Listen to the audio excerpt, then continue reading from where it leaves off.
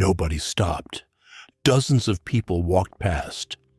Then one stranger did, and nothing was ever the same after that. On the edge of a small coastal town, where the lighthouse stood on the cliff and the sea ran gray and endless below, there lived a woman named Nadia. She kept goats on the cliff path, 6 of them. She had kept them for 11 years. Through her husband's illness, through his passing, through every morning that felt like climbing the cliff with no reason to reach the top, the goats were her reason. One morning, the youngest goat, Bello, wandered off the path and wedged his front leg between 2 coastal rocks on the cliff face, not far from the path, but far enough. Nadia found him within minutes, bleeding, frightened, his leg at the wrong angle, the cliff dropping away just below. She could not free him alone. The rocks were too heavy.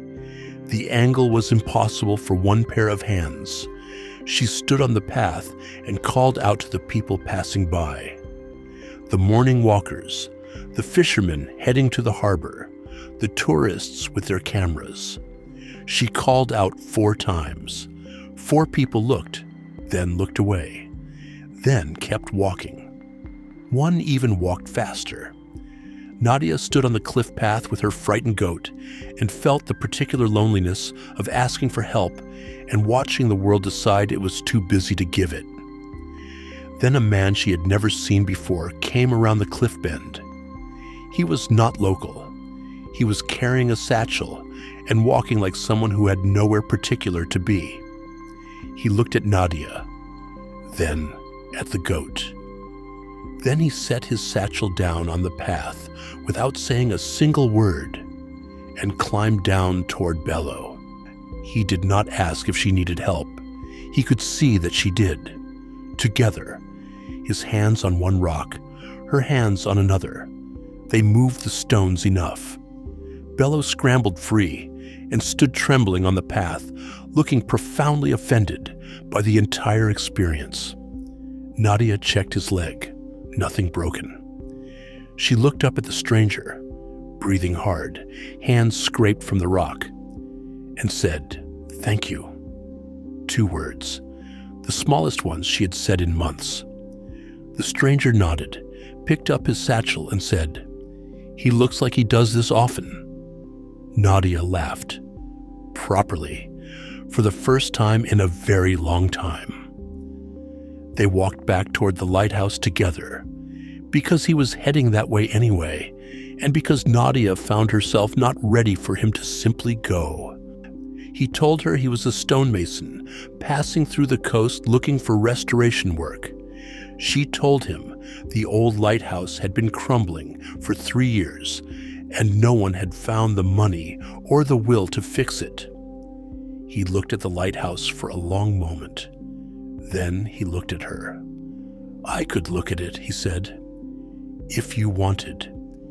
She had not wanted anything for 2 years. Not actively, not enough to reach toward it.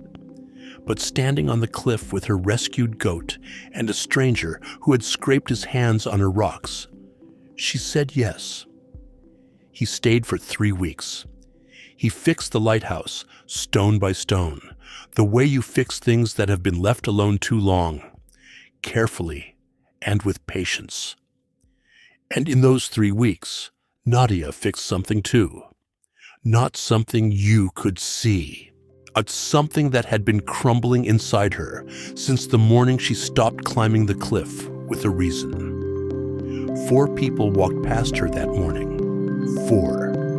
And not one of them will ever know what they walked past. Not the woman, not the lighthouse, not the thing she found again because one person decided to stop.